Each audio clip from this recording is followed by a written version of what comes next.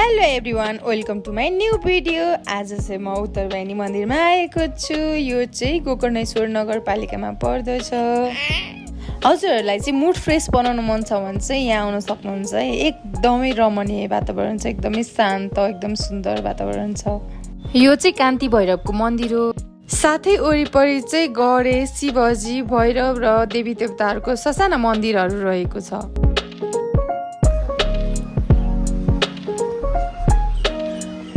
र यो बगिरहेको चाहिँ बागमती खोला हो। काठमाडौँमा हुनुहुन्छ भने चाहिँ एकपटक आउनै पर्ने ठाउँ हो है। यो चाहिँ आउन नभुल्नु होला। हेर्नुहोस् त कति राम्रो ठाउँ हो कि, कति आनन्द आउने ठाउँ हो कि। एकपटक अवश्य आउनु होला है त। मलाई चाहिँ यसरी भिडियो खिचिरहेको बेलामा चाहिँ बोल्नलाई एकदमै अप्ठ्यारो लाग्छ। त्यही भएर भोइस ओभर गरेको। मलाई मेरो छोराले भोइस ओभर गर्नै दिएन कि, अब उसलाई नै भोइस ओभर गर्न दिन्छु। ऊ पनि घुम्न गएको थियो नि त, म पनि बोल्छु भनेर होला। उसको कुरा पनि सुनिदिनु होला है त।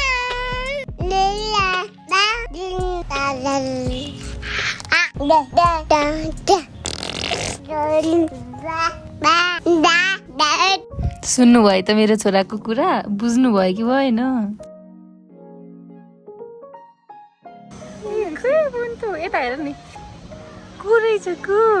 अहिले चाहिँ धेरै भिडियो बनाएको छुइनँ मैले। यो मन्दिरको वरिपरि सबैको भिडियो चाहिँ अर्कोचोटि आउँदा चाहिँ बनाउँछु है त। अहिले चाहिँ धेरै भिडियो चाहिँ छैन, अलिअलि सिनहरू मात्र देखाएको छु।